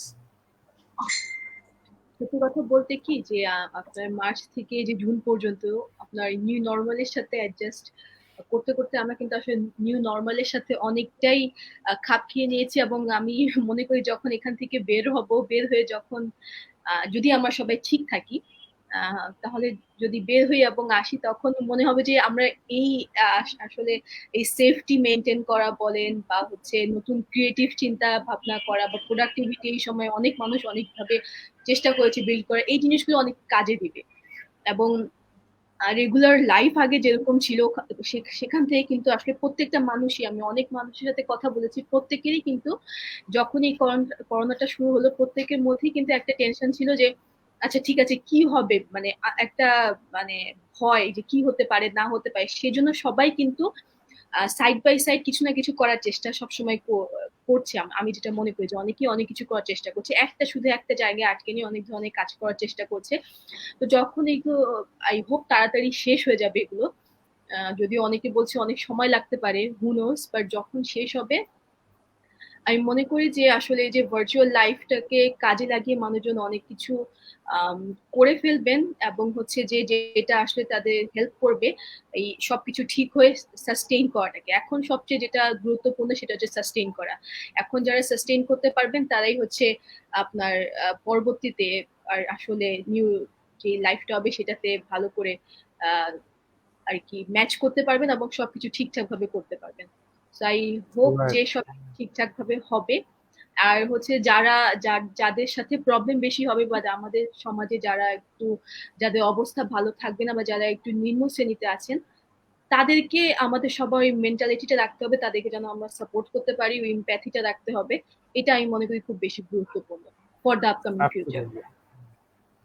অ্যাবসলিউটলি, এবং এটার কিন্তু বলার অপেক্ষাই রাখে না যে আমাদের যে responsibility towards our neighbour and towards our community, এটা কিন্তু এই সময়ে ইগনোর করার কোনো সুযোগ নেই। কারণ আমরা কিন্তু যতটা তাদেরকে সহযোগিতা করতে পারবো আমাদের রিসোর্স থেকে, ততই কিন্তু তারা অনুপ্রাণিত হবে। এবং ইন্সপায়ারিং বাংলাদেশ মনে করে কোলাবোরেশনে আমরা কিন্তু কোলাবোরেট করেছি বেশ কিছু নিউ ইনিশিয়েটিভের সাথে, যেগুলা সামনে আমরা দেখতে পাবো। এবং যেটার মূল লক্ষ্য হচ্ছে মানুষকে ইন্সপায়ার করা। কারণ আপনার জিনিস যদি দেখি যে এখন আমরা সবাই ফোকাস করছি হচ্ছে ইমিউনিটি সিস্টেম ইমপ্রুভমেন্টের ক্ষেত্রে। সো ইমিউনিটি সিস্টেম ইমপ্রুভ হবে তখনই যখন আপনি মানসিকভাবে স্ট্রং থাকবেন। আর মানসিকভাবে স্ট্রং থাকার একমাত্র উপায় হচ্ছে আপনি আপনার মাইন্ডটা পজিটিভ রাখবেন, এবং সবচেয়ে বড় জিনিস আপনার ইন্সপায়ার্ড হতে হবে এবং ভালো কন্টেন্ট দেখতে হবে। ভালো কন্টেন্ট না দেখলে মনে করেন আপনার মধ্যে ফ্রাস্ট্রেশন কাজ করবে, আপনার মধ্যে কাজ করবে হলো অনিশ্চিত কিছু ভবিষ্যতের কথা আপনার মাথায় বারবার চলে আসবে, যেটা আপনার ইমিউনিটি সিস্টেম একবারই নষ্ট করে দেবে। So be positive, be inspired. আমি ইমরাজিনা আপুর কাছে চলে যাব হলো আপনার দৃষ্টিকোণ থেকে ভবিষ্যতের বাংলাদেশ কেমন হতে পারে, আপনি কি মনে করছেন? আচ্ছা, বাংলাদেশ অনেক রকমের হতে পারে, এটাই পুরোপুরি ডিপেন্ড করবে আমাদের অ্যাকশনের উপর, যে আমরা আসলে কিভাবে জিনিসগুলোকে নিচ্ছি, কিভাবে সিচুয়েশনটাকে মোকাবেলা করছি। আমি মনে করি যে যদি আমরা সিচুয়েশনটাকে দেখে আতঙ্কিত না হই এবং আমরা যদি এটা দেখে ভাবি যে আসলে লাইফটাকে কিভাবে লিভ করা উচিত, যেমন করোনা, আমার মনে হয় কি করোনা হচ্ছে প্রকৃতির একটা লেসন মানুষকে বোঝানোর জন্য যে অ্যাকচুয়ালি মানুষের যেটা করা উচিত মানুষ যাতে সেটাই করে। সবাই গ্রাম ছেড়ে শহরে ভিড় করছে কাজের জন্য, ইমব্যালেন্সড একটা লাইফ। হ্যাঁ, তারপরে হচ্ছে সবাই অনেক টাকার পিছনে ছুটছে শহরে এসে। তারপরে পরিবারগুলোর মধ্যে এমন এমন ব্যাপার যে পাশাপাশি দুটো প্রিয় মানুষ বসে আছি সারাদিন মোবাইল নিয়ে, কিন্তু কেউ কারোর সাথে কথা বলছি না। তারপরে হচ্ছে সারাদিন পয়সা ইনকাম করার চিন্তা মাথার মধ্যে, ফ্যামিলিকে টাইম দিচ্ছি না, ওই হাম্বলনেসটা চলে গেছে। হ্যাঁ, তো এই যে পৃথিবী থেকে জিনিসগুলো হারিয়ে যাচ্ছে, হ্যাঁ আমার মনে হয় করোনা হচ্ছে এই জিনিসগুলো ফিরিয়ে দেওয়ার জন্য মনে হয় আসছে। সো জিনিসটাকে যদি এভাবে নেই যে এখন কিন্তু পরিবারকে সময় দিতে পারছি, এখন যে বাসা থেকে আগে পালিয়ে পালিয়ে বেড়াতাম ফ্রেন্ডদের সাথে এর সাথে ওর সাথে, কিন্তু বাসাতে টাইম দেওয়ার সময় নাই, ওই জিনিসটা ভাল লাগতো না, বাসার খাওয়া ভাল লাগে না, শুধু বাইরের ফাস্টফুডই ভাল লাগে, কিন্তু আমরা কিন্তু মাছ ধরে এখন খাচ্ছি বাসার খাওয়া এবং ভালো লাগছে। সো আরেকটা হচ্ছে যে কিছু মানুষ গ্রামে ফেরত যাচ্ছে, তারা ভাবছে যে আচ্ছা এখানে তো আমি সার্ভাইভ করতে পারবো না, সো ওখানে গিয়ে চাষবাস করে খাই, যেটা আছে সেটাকে কাজে লাগানোর চেষ্টা করি। সো যদি পজিটিভলি থিঙ্ক করি তাহলে পজিটিভলি, যদি নেগেটিভলি থিঙ্ক করি তাহলে নেগেটিভলি। আরেকটা জিনিস হচ্ছে এই যে অনলাইনে প্রোডাক্ট কেনা বেচা হচ্ছে, অনলাইনে সবাই বিজনেস করার চিন্তা করছে, খাবার ডেলিভারির চিন্তা করছে, অনেক রকমের বিজনেস। তো এটাও ধ্বংস হয়ে যেতে পারে যদি এখন কেউ মনে করে যে 5 টাকার প্রোডাক্ট কিনে 500 টাকা বিল ধরিয়ে দিব, একটা বাজে খাবার ডেলিভারি দিয়ে দিব, তাহলে ওই বিজনেস গুলো আর আগাবে না, মুখ থুবড়ে পড়বে, মানুষ আর বিশ্বাস করতে পারবে না। সো দুনিয়া ধ্বংস হয়ে যাবে যদি বিশ্বাসটা হারিয়ে যায়। তো আমরা সবসময় চেষ্টা করব মানুষের বিশ্বাসটা না ভাঙতে। ব্যবসা করি, চাকরি করি, পড়াশোনা করি, যেটাই করি অনেস্টির সাথে করি। পড়াশোনা না করলে পরীক্ষায় ফেল করব, তারপরেও কপি করব না। চাকরি করতে গেলে যেটা আমার দায়িত্ব সেটা আমি অনেস্টির সাথে পালন করব। আমি আওয়ারলি কাজগুলো চুরি করে আমি বিল করব না। হ্যাঁ মানে ছোট ছোট ক্ষেত্রে, প্রত্যেকটা ক্ষেত্রে যদি অনেস্টিটা মেনটেন করি, করোনা থাকুক বা না থাকুক, life will be always easy. So আমার কাছে এটাই মনে হয় যে তরুণ প্রজন্ম হোক, যে প্রজন্মই হোক, অনেক সময় কিন্তু সিনিয়র মানুষরাও বলে যে একটু ওইখানে এটা মেরে দিলে কোনো সমস্যা নাই, এটা এভাবে চললেও হয়, তাই না? এরকম অনেক মানুষ সোসাইটিতে আছে যারা আমাদের সিনিয়র, বাট তারা বলছে একটু এখানে একটু 2 নম্বরই করলে কোনো সমস্যা নেই, সবাই তো করে। ওই জিনিসটা থেকে যদি বের হয়ে আসি, কোনো করোনাই আমাদেরকে ঠেকাতে পারবে না। দুনিয়া যেটাই হোক আমরা সার্ভাইভ করবো এবং খুব সুন্দরভাবে সার্ভাইভ করতে পারবো। অসাধারণ, অসাধারণ। এবং যে জিনিসটা সবচেয়ে বড় জিনিস যেটা আপু বললেন, এটা হচ্ছে বিশ্বাস, হোপ। যেই হোপটাই কিন্তু আমাদেরকে সামনে অনেক দূর নিয়ে যাবে। এবং আমি যে জিনিসটা দেখেছি যে আমার পার্সোনাল অ্যানালাইসিস, বিলিভে একটা কিন্তু বিশাল লাই আছে, if we can spell the believe. হ্যাঁ, সো ওই লাইটা কিন্তু আমাদের মাঝে মধ্যে বলতে হয়, two adopt something, to believe, to make our self convinced.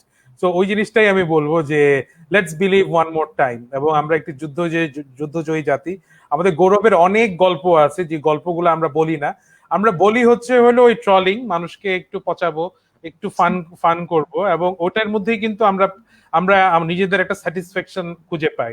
আমাদের ইন্সপায়ারিং বাংলাদেশের মূল লক্ষ্য হচ্ছিল আমরা একটা ইন্সপায়ারিং কমিউনিটি ক্রিয়েট করব। জাতি হিসেবে আমরা যেভাবে সোশ্যাল মিডিয়াতে আমাদের অ্যাক্টিভিটি প্রদর্শন করি, ওটা কিন্তু কোনোভাবেই আমাদেরকে ভালোভাবে রিপ্রেজেন্ট করে না অন্যান্য দেশের সামনে। কারণ আমাদের অ্যাক্টিভিটিস, আমাদের সোশ্যাল মিডিয়া অ্যাক্টিভিটিস, আমাদের সোশ্যাল মিডিয়া প্রেজেন্স কিন্তু আমাদেরকে সব ক্ষেত্রে অন্যান্যদের থেকে আলাদা করে তোলে। আপনি যদি টুইটার ইউজ করেন, আপনি যদি লিঙ্কডইন ইউজ করেন, অনেক অর্গানাইজেশন, ইভেন আপনি সামনে ভিসা নিতে গেলেও কিন্তু আপনার সোশ্যাল মিডিয়ার অ্যাকাউন্টকে অ্যানালাইসিস করবে যে how you react on the local or social issues. So শেষ করব একটা ছোট কথা বলি, আমি এমপ্লয়ি যখন রিক্রুট করি আমি তার ফেসবুক প্রোফাইল খুব ভালো মতো চেক করি, তার মেন্টালিটি কি, আমি তার সাথে কাজ করতে পারবো কিনা, বা সে আমার সাথে কাজ করতে পারবে কিনা। সো এখনকার social media this is the new thing, this is the new thing. And এখন অনেক কোম্পানি কিন্তু ধরেন আপনার এমপ্লয়ি কিন্তু নিচ্ছে কিন্তু আপনার সোশ্যাল সাইট গুলো দেখে, ফার্স্ট হচ্ছে তার ফেসবুক দেখে, দেন হচ্ছে লিঙ্কডইন দেখে, ওটা দেখেই হচ্ছে যে আপনি ইনফ্যাক্ট ভিসা পেতে গেলেও কিন্তু ভিসা, আমি যেটা শুনেছি, আই ডোন্ট নো, মানে জাস্ট শোনার কথা, ভিসার হ্যাঁ এমবাসি থেকেও না সোশ্যাল সাইট গুলো চেক করা হয় আর কি। তো আপনাদের যেটা হচ্ছে যে নেগেটিভিটিটা বন্ধ করে পজিটিভিটিটা যতটুকু সম্ভব দেওয়া। অ্যাবসলিউটলি। এবং আমি একটা ছোট্ট গল্প শেয়ার করি। আমরা যে স্কলারশিপ ফর বাংলাদেশ যে ইনিশিয়েটিভটা নিয়েছি, এটা কিন্তু আপনি পাওয়ার জন্য কিন্তু we have to follow certain criteria. আপনি অ্যাপ্লিকেশন করলে যে আপনাকে দিয়ে দিব তা কিন্তু না, এভরিথিং উইল বি মনিটরড। আমি কিছু প্রোফাইল নিজে স্টক করতে গিয়ে দেখলাম যে ছেলেটা বলতেছে আমি কষ্টে আছি বা অভাবে আছি, তার সোশ্যাল মিডিয়া টোটালি আমি স্ক্রল করে দেখলাম যে সে একটা সিঙ্গারকে পচাচ্ছে তার নতুন রিলিজ করা গান নিয়ে, গালাগালি করতেছে। এবং সে দেখলাম যে এই যে সাইবার বুলিং ইনিশিয়েটর হিসেবে নিজেকে সব ক্ষেত্রে সামনে নিয়ে যাচ্ছে। So this is not the goal. Hour goal is to create an inspiring community. কারণ আমরা যেটা বলি যে আমাদের যে গৌরবের ইতিহাস বা আমাদের যে অর্জন আছে, এই অর্জনগুলা কিন্তু জাতি হিসাবে আমাদেরকে ব্র্যান্ড করে সবখানে। কিন্তু আমরা ওগুলা না বলে কিন্তু আমরা নেগেটিভ জিনিসগুলাকে প্রায়োরিটাইজ করি, নেগেটিভ জিনিসগুলাকে বলি যে ওই ভাইয়ের এই অবস্থা বা ওই কোম্পানি তো এটা পারে না। বাট আমরা যদি একজন আরেকজনকে প্রমোট করি তাতে কিন্তু দোষের কিছু না। বাট আমার একটা শেয়ার বা আমার একটা পুশ কিন্তু যে কোনো কোম্পানি বা যে কোনো ইন্ডিভিজুয়ালকে মোটিভেট করতে পারে, ইন্সপায়ার করতে পারে। আমরা যে ইন্সপায়ারিং বাংলাদেশ প্ল্যাটফর্মটা লঞ্চ করতে যাচ্ছি নেক্সট মান্থে ইনশাআল্লাহ, এটার মূল লক্ষ্য হচ্ছে we will bring the untold story, the inspire story, the success stories. Failure story অবশ্যই থাকবে, কারণ ফেইলিয়ার স্টোরি না জানলে কিন্তু আপনি কখনোই একজন সাকসেসফুল মানুষকে ডিটারমাইন করতে পারবেন না। আপনারা সবাই সব ক্ষেত্রে এখন সফল, কিন্তু সবারই কিন্তু কিছু ফেইলিয়ার স্টোরিজ আছে, যেই ফেইলিয়ার স্টোরিজ গুলোই কিন্তু আপনাদেরকে আজকে এখানে নিয়ে এসছে বলে আমি মনে করি। সো শেষ করব হচ্ছে হলো আমাদের রাদিয়া আপুকে দিয়ে, to know more about the upcoming plans and corona পরবর্তী বাংলাদেশকে আপনি কিভাবে দেখতে চান ওটা জেনে।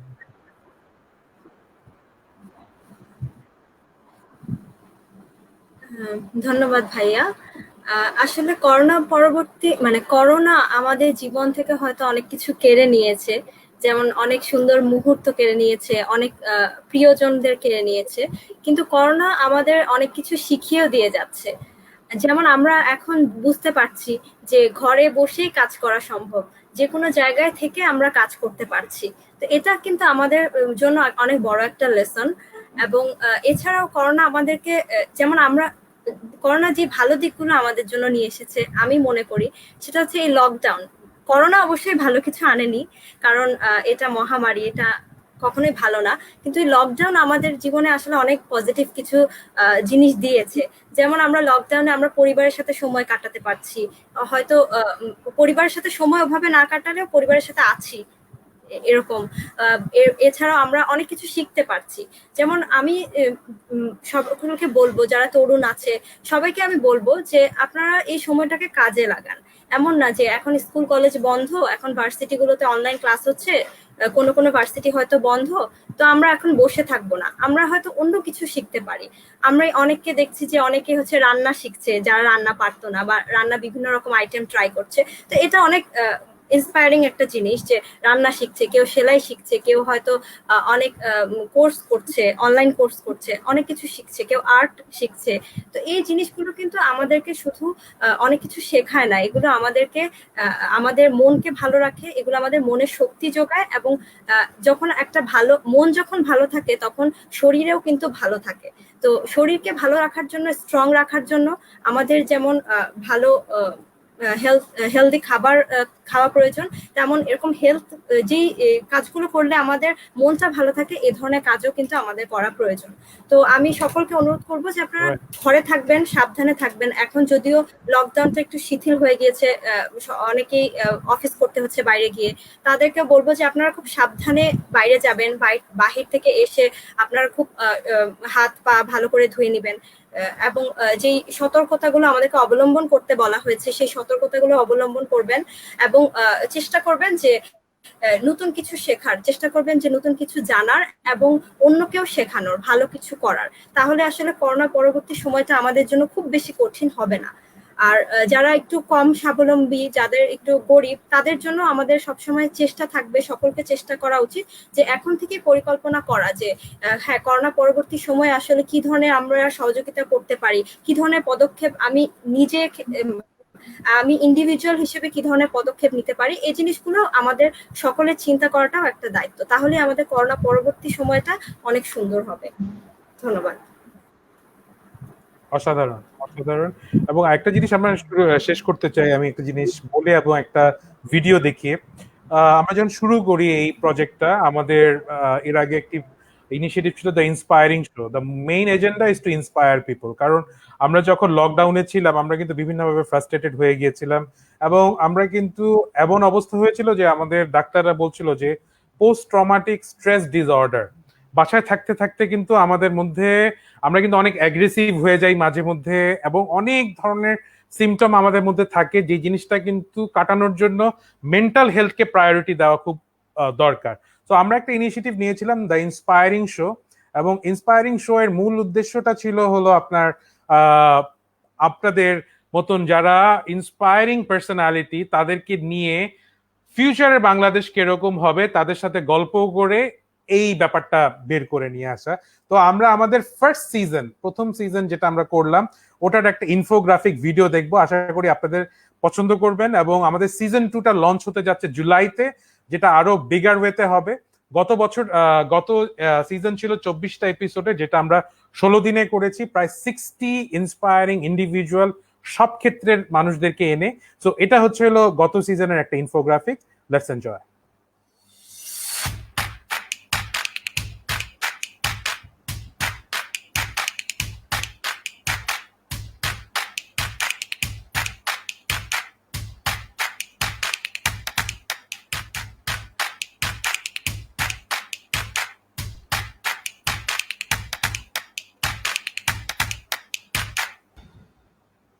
So yeah, it's coming soon, season 2 is coming soon. আশা করি আপনাদের সবাইকে আবার ইনভাইট করতে পারবো আমাদের ইন্সপায়ারিং শোতে। আমরা যেটাই বলে আসছি যে আমাদের মূল লক্ষ্য ছিল বাংলাদেশের একটা ইন্সপায়ারিং কমিউনিটি ক্রিয়েট করা, যেই কমিউনিটিটা হবে বাংলাদেশের ব্র্যান্ড অ্যাম্বাসেডর। এবং আমরা মনে করি আমরা যতটা ইন্সপায়ারিং হব ততই কিন্তু আমাদের দেশ সামনের দিকে আরো শক্তিশালী ভাবে এগিয়ে যেতে পারবে। সো এটা বলি আজকে শেষ করছি। আপনাদের সবাইকে ধন্যবাদ, অনেকটুকু সময় ধন্যবাদ আপনারা আপনাকে। আমাদেরকে দিয়েছেন, এবং আশা করি সামনে আবার দেখা হবে এই কামনায়। বাসায় থাকবেন সবাই, সুস্থ থাকবেন, এবং ইনশাল্লাহ সামনে আবার দেখা হবে। আসসালামু আলাইকুম সবাইকে। ইনশাআল্লাহ আবার Thank দেখা you. হবে। আসসালাম, থ্যাংক ইউ ভাইয়া, আল্লাহ হাফেজ।